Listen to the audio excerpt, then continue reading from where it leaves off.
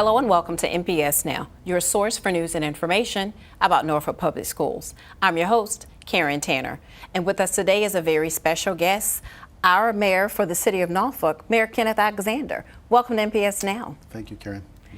I am glad to have you on because not only are you the first African-American mayor for the city of Norfolk, but you're an alumni of Norfolk Public Schools, Lake Taylor. You're going to talk about that later. Yeah, go Titans, right? Yeah, and we're excited to be highlighting all the African-American citizens here in the city of Norfolk. So folks who are new to the city or don't know much about our rich history, you're here to help us share that information. So welcome again this morning. Thank you. All right, so you made history. What made you want to be the mayor of the city of Norfolk?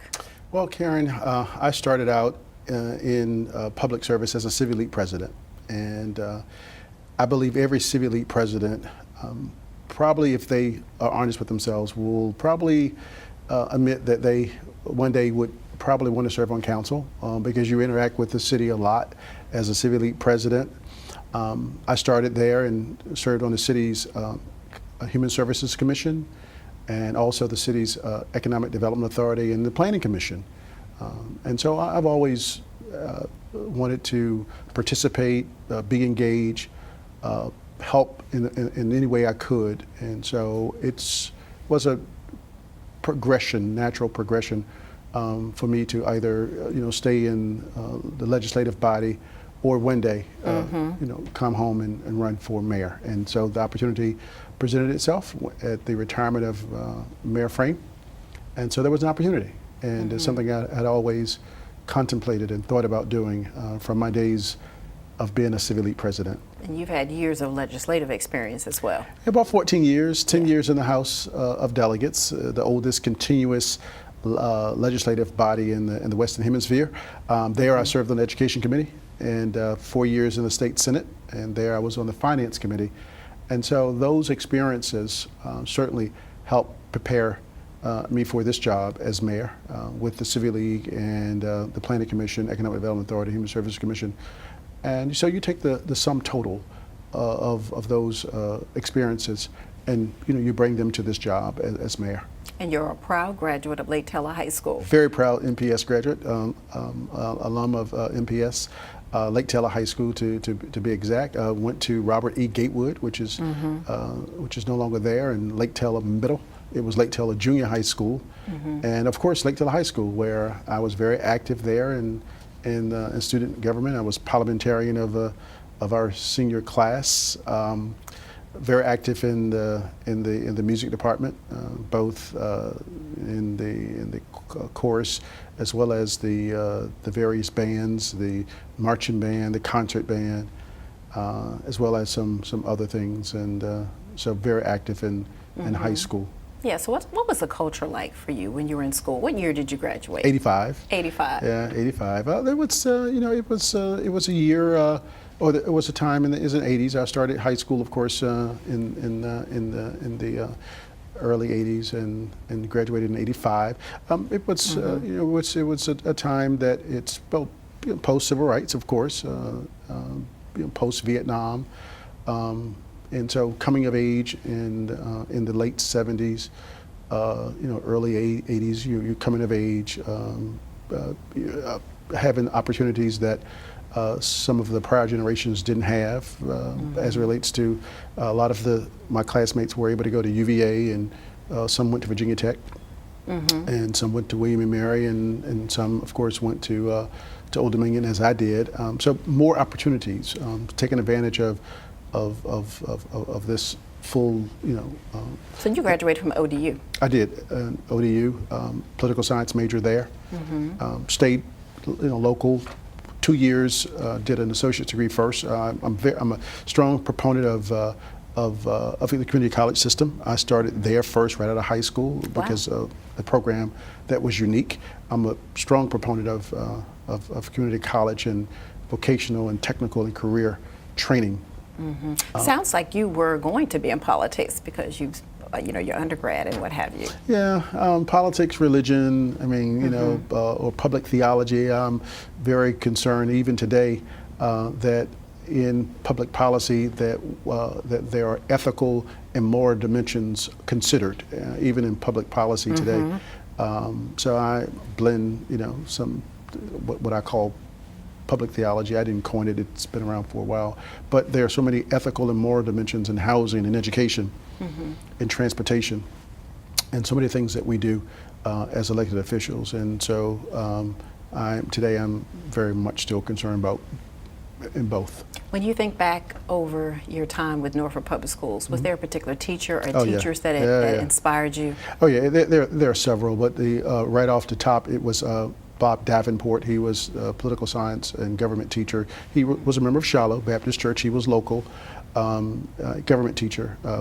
Spent a lot of time with Robert Davenport, and also my band director, Elston Fitzgerald. I spent a lot of time with Mr. Fitzgerald. He tapped me to be his drum major, and you just don't, wow. if you're a band director and you want to win and you want to compete, you just don't tap anyone to be your drum major. It's someone that you want to mold and who will listen, and someone who you would trust your band.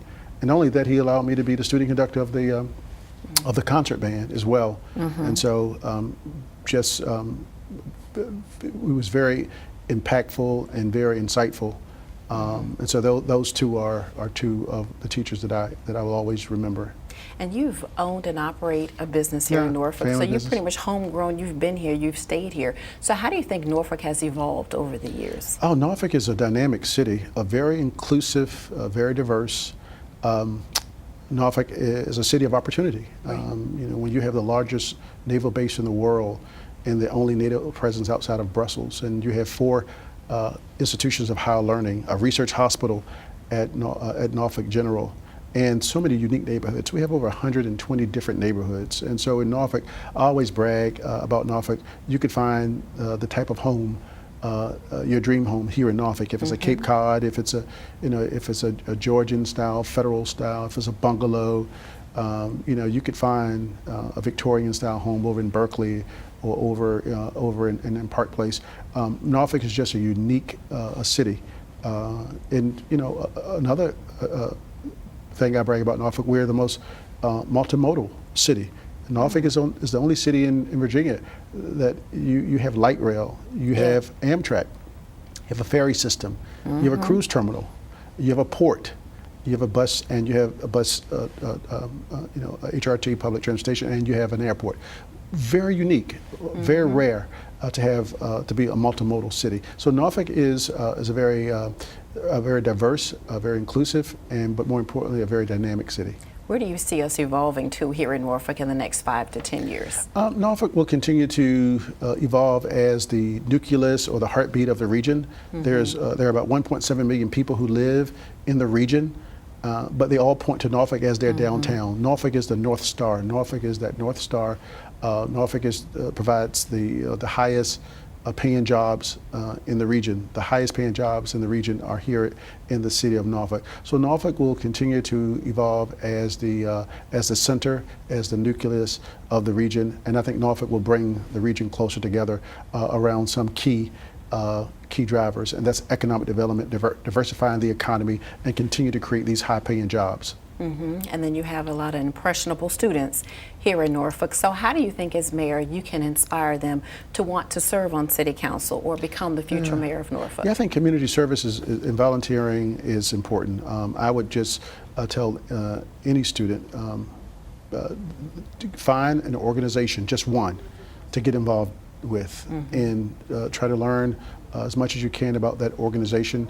Give that organization some of your time and your talent and some of your treasure. Help grow and cultivate that organization, and be passionate about it. Find one organization that you can become very passionate about. It could be a civic organization, it could be a fraternal organization, it could be related to your faith, but get involved in some organization outside of outside of the home, outside of the school, but some community organization. Learn their bylaws, learn their committee structure, and work. And it will be rewarding. And that's how I got my start over in the Berkeley community, just getting involved in civic and community organizations. My grandmother would always say, if you prepared, one day they will call your number, and you have to get in the game. And when you get in the game, you will surprise everyone, because who knew? You were prepared, and you were just waiting for the opportunity to show up and Right. and get in the game. So I would just encourage them just to prepare themselves for service, and one day they're going to be tapped to do something. And if they're ready and they're prepared, they will do just fine. They'll do well. Great words of wisdom for our students, and especially for African American History Month, highlighting you and focusing on you, and I hope they learned a lot about you on today. Thank you, Karen. Thank you for coming on the show. Stay tuned for more NPS Now.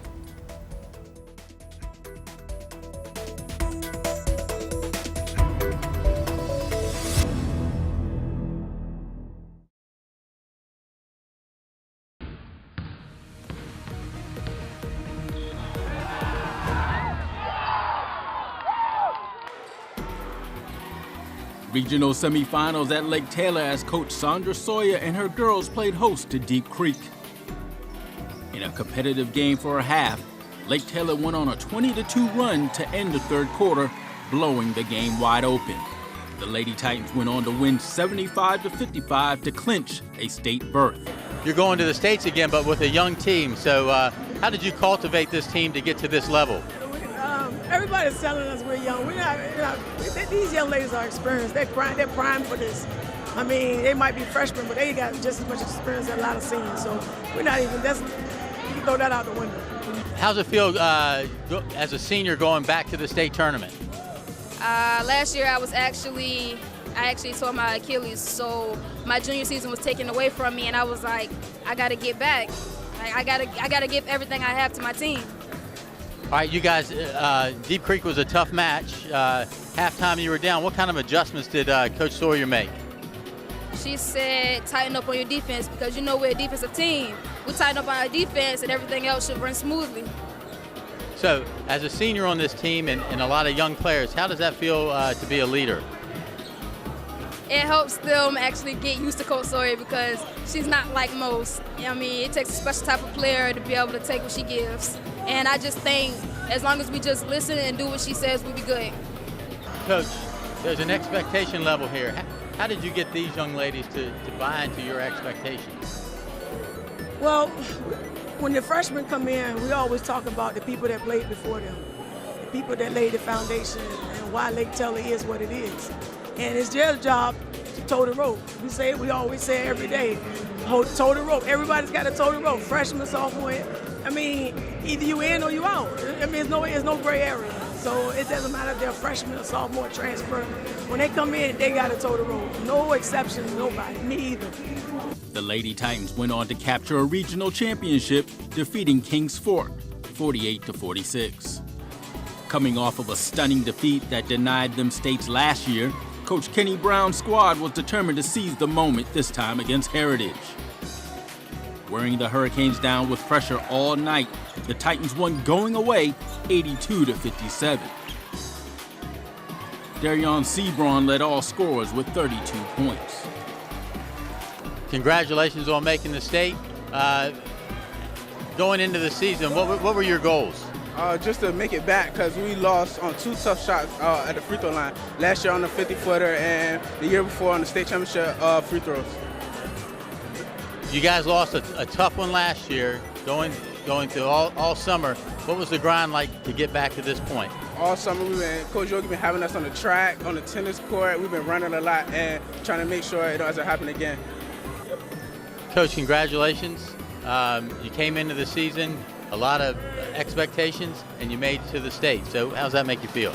Well, first of all, I mean, take my hat off to Heritage, and I want to thank God, my Lord and Savior. That was our goal to get there, and we knew it was going to be tough. So, being a pivotal game to get there, what we did, we just had to relax, make some adjustments, and I thought the kids responded well. Speaking of adjustments, I mean, these are pressure games, so first half was pretty tight. So what did you change at halftime? I thought we shot a lot of threes. I thought we've been in a game like that before where teams lure us to shooting a lot of threes, and they kind of baited us. So we told the guys at halftime, be a little more patient and get to the basket. And I thought we got some layups early on that kind of gave us a spread. We mentioned that the expectations. So how did this team deal with it all year? They was relaxed. They knew what we needed to do to get there. That's why we were so intense with all the games building up, because we wanted to get the 1 seed coming out the gate. So they was pretty relaxed. And they even actually, with 17 years of coaching, they told me to relax. You know, they said, Coach, too much game planning, Coach. We ready. So I let them, being senior oriented, I let them do their thing. They told me to relax, and then they carried it through.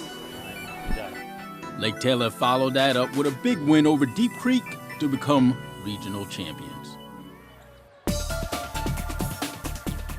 Over at Scope, Norview, off the heels of defeating Indian River, were on the verge of a state berth against Salem. The young pilots were up most of the game, but found themselves down by 2 with 5.9 to go. Jelani Darden's last-second shot bounced around the rim and out, and the pilots were eliminated 59 to 57.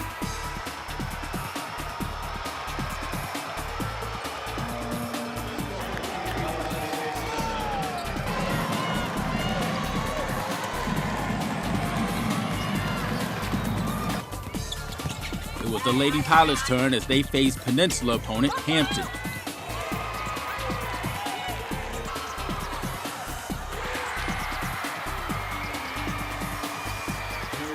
Just like the boys' game, Norview had a big lead only to see it dwindle. Hampton took the lead, but senior Aja Deal converted a free throw with 1 second left to send the game into overtime. There, the Lady Pilots showed the grit and resolve that second-year coach Jonathan Wilson has been instilling in them all year. Norview makes it to the States for the first time since 1990.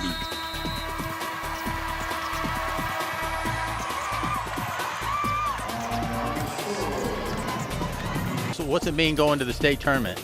It's a great feeling, you know. My first time actually making it to the playoffs, actually.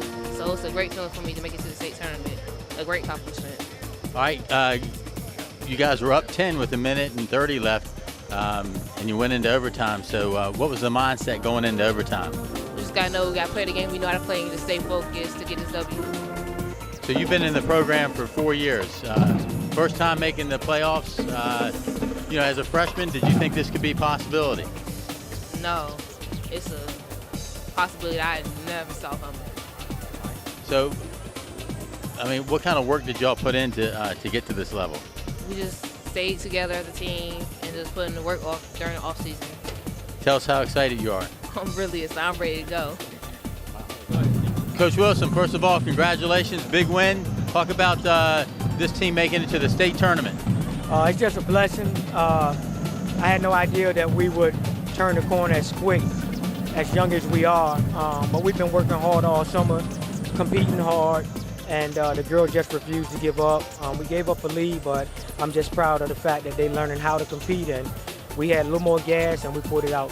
Coach, you took the guys to the state tournament 2 years in a row, and you said this is a young team, might be a little bit early, but is this part of the plan? It wasn't part of the plan at this stage on my side with the girls, but I just proud of them. I mean, their effort, their hard work they put in, and we lose 2 seniors, and we return 10 girls. So I was expecting to have this type of result the next year or 2, but for them to gel at the time that they did, I think they picked it up, and I'm proud of them. Your 2 seniors, talk about their leadership. Aya Holly Reed, Asia Deal, irreplaceable. I told them, it's really for them. The team was playing for them. They realized that they had to be the mature ones to coach up the younger players, but then they haven't had the experience to be in this type of atmosphere. So I feel that they led. I mean, their leadership is what put them all together. Words can't express. I'm just proud of them. Just proud of them. 5A State Indoor Track at Boo Williams Sportsplex in Hampton. Norfolk Public Schools saw a bit of a youth movement as underclassmen from Norview and Maury mostly qualified. One was sophomore Micaiah McCounts, who won the region in the triple jump. Let's take a look at the results.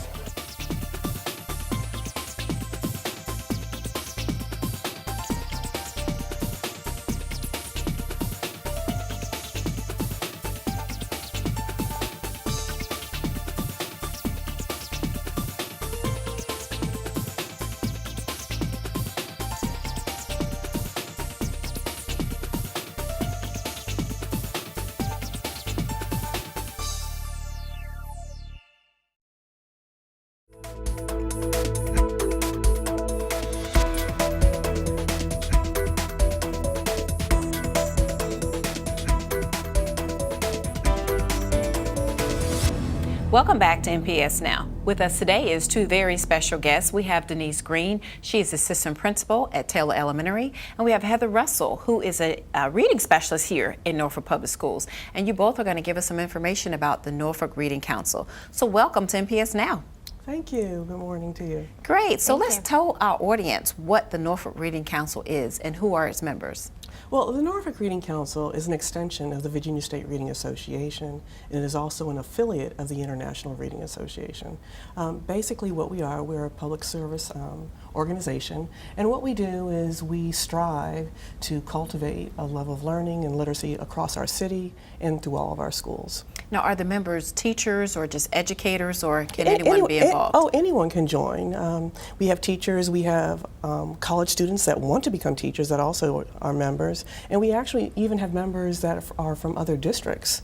From Suffolk, they join our council as well, so they can attend our professional development offerings. Now, I understand the Reading Council has been around for a while, and maybe some of the membership kind of waned a little bit, but you were able to increase membership again. So tell me, how many members do we have, and what did you do to increase the membership? Well, currently we have about 203 members, and I will tell you, like you said, many years ago, I mean, it was a thriving organization. And what happened is one day, just a group of assistant principals, we were just sitting down and we were talking, and all of us had been previously reading specialists. And we were just talking about whatever happened to the Norfolk Reading Council. So at that moment, we decided to do a little research, and we were able to find one former board member, Dana Wakefield, who was a math specialist, if you can believe math specialist, at Willard. And what we did is we met with her to try to get everything together to make sure that we followed proper protocol. We created a calendar of events for the year, and then we went about trying to publicize everything that we were doing. And membership has spiked. We have gone from about 23 members 3 years ago to over 200. That is awesome. That is wonderful. So Heather, you seem excited. How long have you been a member, and why did you join? On and off over the years. I've been a member for probably 10 years. And I just wanted to get back on board and bring it back. It's, you know, it's a great organization. So how has your membership helped you with literacy in the classroom with the students?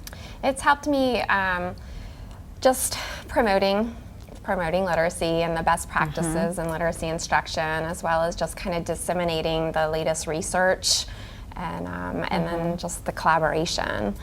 Right. So what other services do you assist with, Denise? Well, I'm a firm believer that collaboration and teamwork are anything is possible with that. So what we try to do is we try to include all of our stakeholders, whether it's educators, community partners, parents, and students. So everything we do, we focus on the collaboration. So for our educators, what we do is we offer professional development quarterly. So we have one professional development opportunity coming up, which we'll talk to you about a little bit later, and that's coming up next week. So we offer that quarterly 3 times a year. Okay. And that's for our educators. For our families, what we do is we try to offer resources to them, and we also offer programming for them to help their children. And then for our students, we are all about creating those lifelong memories that celebrate reading, and we also try to give children books so that they can increase their personal libraries at home. Oh, that's great, and congratulations to you. I understand, Heather, you were selected as Norfolk's Reading Teacher, Reading Teacher of the Year for the Norfolk Council. What did it take for you to win this award? Actually, the background behind participating, where you've been for the past 5 years, and also your community involvement. You know what? She doesn't want to brag on herself. I know, that's what let me take care of this for you this morning. Heather was selected because she's made significant impacts in the area of reading in the city of Norfolk. One of the things that she was able to do is that she was able to have double-digit gains in the area of reading on the SOL test scores for her school. Additionally, she volunteers. Why do I know this better than you? Keep going. Additionally, she volunteers outside of the school at the Jewish Community Center, and what she does is she works with the Bear tutors so that she is able to provide them some training so that they know how to help the students that come in when they're doing homework and things of that nature. Additionally, she is... They actually come and volunteer at our school 1 day a week every Thursday, and they work with second graders, and so and I understand you're at different schools too. Yes, this year's I'm at Larry Moore Elementary. That is my home school. School, and this is my 5th year there. And then I am supporting James Monroe Elementary 2 days a week, and previously I was with Terrellton, and I'm still supporting them. And she's going to go on to any bigger competitions? Oh yeah, but I still want to talk about the other Go things that ahead. she does. Yes. She is also nationally board certified, and I mean national board certification is huge, and the fact that she was able to go through that process and obtain that certification, that is phenomenal. So we're just very proud of Heather, and we're really looking forward to what she is going to offer. She is going to go to the Virginia State Reading Association convention, which is in March 8th through March 10th, and she is going to represent Norfolk. At that time, we're hoping that she is going to win the Virginia State Reading Association Reading Teacher of the Year. So we're just looking forward to that. So How does that make you feel, Heather? It's exciting. Makes me a little nervous, but I am looking forward to it. It's March 8th, 9th, and 10th, and I'm excited to represent our district. You've done some great work, Denise, you and your team with the Norfolk Reading Council. Thank you so much. Do you have any upcoming activities that you'd like to share? Of course we do. Of course we do. Next week. Do you want to talk about next week? Actually, yeah, next week, one of those professional development opportunities offered quarterly is going to be on February 27th. It's a Tuesday, and it'll be hosted at Taylor Elementary by Lori Zimmerman, and she's going to be offering sketchnoting. It'll be after school, and if you could please sign up. And It's 4:15 to 5:15, and it's not totally geared toward elementary. Any professional development that we offer is geared, it can be tweaked for high school, middle school, or elementary school. So we have that coming up. Also, as I stated, the Virginia State Reading Association Convention is March 8th through March 10th. And in addition to that, we're really looking forward to our big community service outreach program. We are partnering with the Slover Library and also with Norfolk Public Schools. And we are having an event on March 24th from 1 to 2. It's a Saturday. We're going to read some books. So we're going to do some crafts, and we're going to have a spring egg hunt. And every child that registers, we're looking for children ages 5 through 8. Every child that attends is going to get a book for their personal library. We're looking at reading the book Bear Once More. It's a great spring book. So looking forward and hoping everyone registers. You can go to our Facebook page, or you can go to the Slover site. And actually, I think that you can go to the NPS site to get the information for registration. There's a limited number of spots, so please register early. Right, and this is awesome that you're really pushing literacy in our schools, and you're getting other educators interested in this. So I want to know from both of you, why it's important for us to press upon literacy in our schools? You want me to go first? Okay. To me, literacy, it deeply impacts our economic development. It also impacts individual and community well-being. Literacy is the gateway to a better life. You know, we look at strong readers have the ability to get better jobs, higher paying jobs. So it is the Norfolk Reading Council's vision and mission to ensure that we create lifelong learners and cultivate that love of reading. How about you, Heather? Well, the definition of literacy, just making sure we're promoting reading, writing, listening, speaking, and thinking critically to foster the lifelong learner. That's awesome. So in order to join this organization, what do they need to do? How can they join? Oh, it's simple. You can go to www.vsra.org, or you can go to our Facebook page and learn more about it. Or just send me an email. Yeah, it's great. Awesome. Thank you both for coming on the show to Thank talk you so about the much. Norfolk Reading Council. Congratulations to you. Thank you. And all that you all are doing to promote literacy here in Norfolk schools. Thank you so much. Thank you for having us on. Thank you. Great. And we want you to stay tuned for more NPS Now.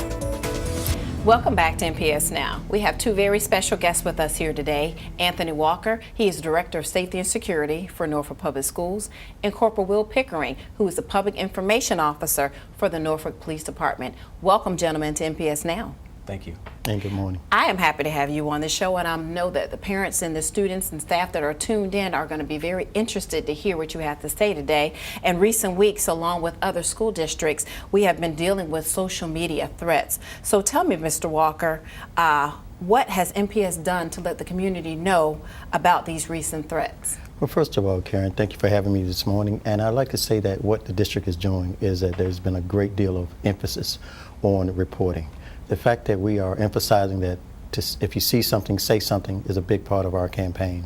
And in that, even to a higher level, our superintendent, Dr. Melinda Boone, has taken on, with other superintendents, the efforts to try to redirect the behaviors by showing solidarity throughout the districts. Mm-hmm. So when we receive a threat, what's our procedure? Well, the procedure is, first of all, is to report.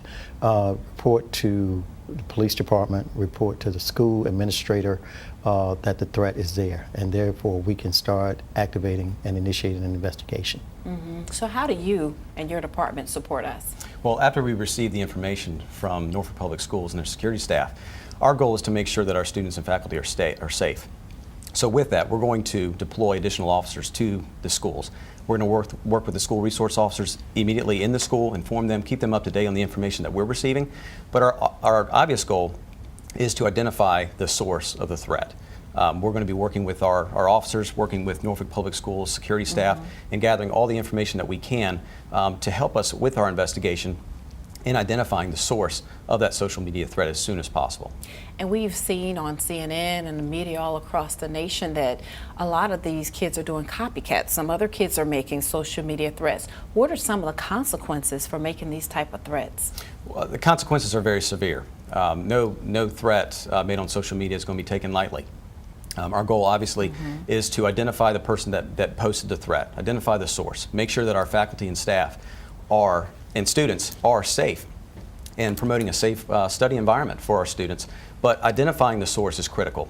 Making sure that our students feel safe, our faculty feels safe in their schools is paramount. Right. And with that, we work with our detective division, we work with our school resource officers and our staff at Norfolk Public Schools to get all the information that we can to identify who posted the threat, work with our social media platforms, work with the companies who hosted that information on their site to get the information we need to hopefully identify the person that posted it. Is there a difference between a phone call threat or a social media threat, or are they just still the same, they're just a threat? In the eyes of the public and in law enforcement and with Norfolk Public Schools, no matter how the threat is communicated, it is taken very seriously. And we will stop at nothing to identify the source of the threat. Making a verbal threat versus making a threat in writing is different. A verbal threat can be led up to a Class 1 misdemeanor. Making a threat in writing, which is a social media post threat, is actually communicated in writing, which is a felony. So we go from a Class 1 misdemeanor, which is a verbal threat. If you were to have a conversation with somebody and you threaten them, that would be a Class 1 misdemeanor. That is a verbal threat. If you were to put that same threat in writing and give it to that person or post that information online, it is now communicated in writing and it is a felony. See, and I think parents really need to understand this portion of what we're discussing right now, verbal and written, because does it matter according to age when you do these type of threats? Well, in the beginning, every threat, regardless if it's provided verbally or if it's in writing, is going to be treated as the real thing. In the course of our investigation, obviously, we take a lot of factors into consideration, some of which is, what's the capability of that person in carrying out the threat. But in the beginning, that threat is treated as if it is the real thing. No matter how old that person is, we are going to investigate it as it is the real thing. And in the process of investigating it, if the evidence is there, that person will be charged. It is really the court's decision as far as what the long-term consequences are going to be for that student if they were to make a threat. Yeah, why do you think this is happening? Well, it's happening, number one, because there are several reasons. There's been no one common denominator. And as Will has mentioned, the entities that are doing these investigations go beyond the police department. We're working with the arson squad, the fire department, and we reach out federally, where we have to bring in ATF, FBI, anyone else within the law enforcement communities who can support our district in making sure that we facilitate and exhaust all our investigative tools and these types of collaborations that you see with Norfolk Police Department and Norfolk Public Schools in order to get to what some of these causes are. But there's no one common denominator. As you mentioned, age ranges have gone as young as 11 and as high as 17 and 18 in our school system. So, yeah, why do you think this is happening? Unfortunately, it's probably motivated from recent events, from what we've seen in Florida, as far as the uptick in these types of posts. Before the tragedy in Florida, as a department, we weren't seeing a whole lot of social media threats being posted online. Unfortunately, because of the events, some students, unfortunately, have made the tragic mistake of posting these threats, which has caused a lot of anxiety and fear for our students and faculty. I just want to go back because you mentioned misdemeanors and felonies. What type of time will a child serve for either misdemeanor or a felony when they're charged? Well, it depends. There are a lot of factors that when it comes to sentencing, and that's where the court is going to have to weigh the background of that particular student or that individual. Also, the age plays a great factor in the determination of the consequence. If someone's young and they don't particularly have a very bad background, it's, the court's going to take that into consideration. Okay. But it can go up to 12 months, either in detention and or in jail, depending on your age. Obviously, if you're juvenile, it's a detention home, and if you're an adult, it's the jail. Felonies, obviously, the long-term consequences. Having a felony on your record is no joke. Yeah. And even after you've learned from your mistake, well into your young adult years, it's going to follow you, and it may prevent you from getting a job. That's something that you potentially may have to disclose on an application to even a college, even in the military, that you've been convicted of a felony.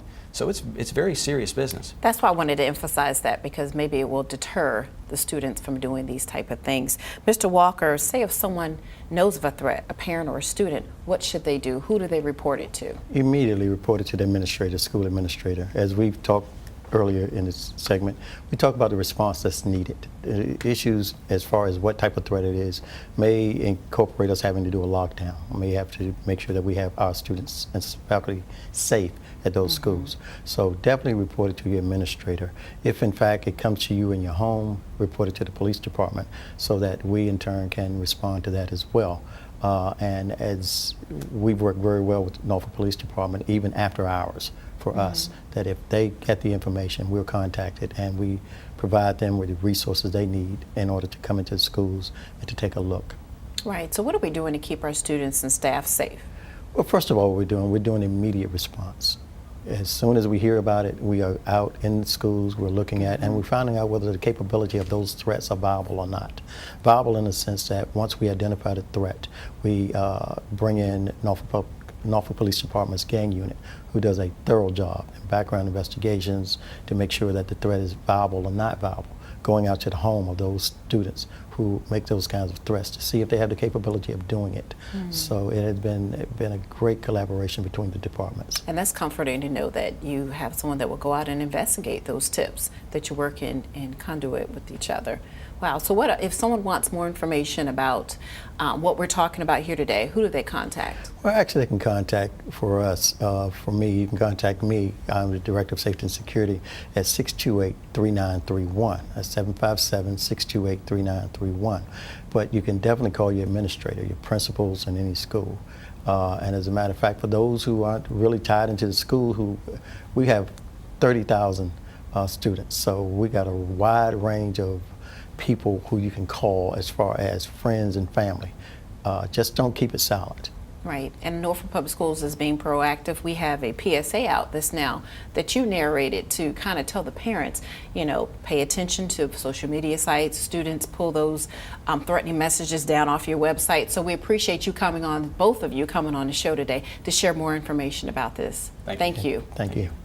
And we want to thank you for watching NPS Now. It airs weekly on WNPS, Channel 47, or you can view us online at www.npsk12.com. If you have any great story ideas or information you'd like to share, email us at nps_news@npsk12.com. Again, we want to thank you for watching NPS Now.